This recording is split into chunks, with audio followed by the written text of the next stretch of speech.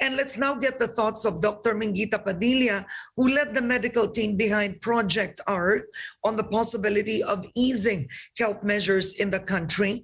Padilla is also running for senator in the upcoming elections. Dr. Padilla, good morning to you. Good morning, Karen, and good morning to everybody who's watching this morning. All right, let's start first with something personal. You are accomplished as it is in your field.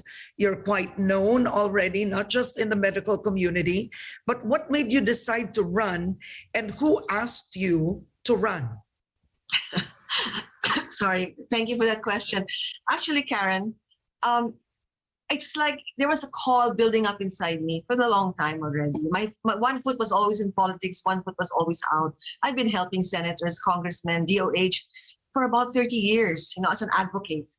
But then the COVID pandemic sort of showed me that we need to do more as doctors, and our presence in government, especially in policymaking positions, is important. So I was asking for signs, and I got signs because doctors themselves, healthcare workers themselves asked me to run, to submit my name for vetting, first with Sangbayan. And then finally, I know I did well, but Sangbayan hasn't really come out with their list. They never did as of now, no? But I know that many of them are supporting me as well because of the need. And finally, my old friend, Senator Lacson, asked me to join his ticket 3 times, actually. I kept saying no until the last time. Because when the third time came, that's when medyo hinug na, as they say, hinug na yung decision ko sa aking isip at sa aking puso.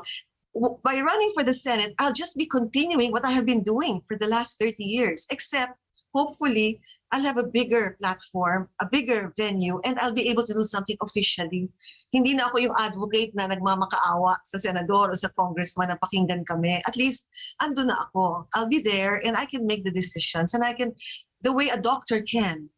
A doctor who is there in the front lines, in the trenches with the other healthcare workers. So it's important that we have a doctor in the Senate. So I really believe that now, and that's why I'm here.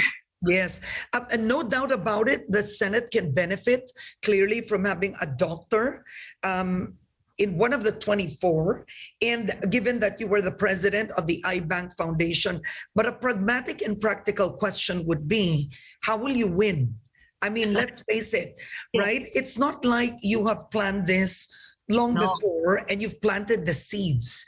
Because if you were planting the seeds nationwide or even in social media, like Dr. Willie Ong, it would then make practical sense to decide to run, and the possibility of winning would actually be, I mean, higher. Yes, it would be much higher. So one would ask, Dr. Padilla, what about the possibility of landing in the 12? Yes, actually, I thought of that as well. No, I'm also pragmatic, and I'm not a naive babe in the woods about politics. But I also feel, I sense a very palpable need, desire in the public for change. I go everywhere, from sales girls, tricycle drivers, the youth. We want new faces, they tell me. We're sick and tired of so many of the people just keep coming back and coming back. There's a desire, there's like a hunger, especially in the first-time voters. They're reaching out to me. They want to know you. They want to know me. I'm not reaching out to them. So how will I try to win? Well, I have a base, actually. My base are the healthcare workers. It's a natural base. Then there are also the grassroots. That's a good one. And how many, I'm sure you've done the numbers, how many of the healthcare workers are voters? I'm sorry, I don't know exactly how many. All I know is there's a multiplier effect. For every doctor that votes for you, he has patients, or she has patients, family, the nurses, the nursing aides, the barangay health workers. You go down the line. And I'm not stopping with the healthcare workers. I'm also talking to other groups as well. The patients groups, the people with disabilities, all these people, and even the farmers, all these people want somebody who can voice their concerns. And I've been going around. So it was a sudden decision. And that was the same question, the pragmatic people who have been in politics for a long time. Hindi ka mananalo, paano ka mananalo? Pero, imposible siguro. But you know, Karen, when I put up the iBank long ago, many years ago, it was the same thing. It's impossible. Everyone kept saying it's impossible. But it didn't stop me. No? So I just prayed over it. I said, I have to try.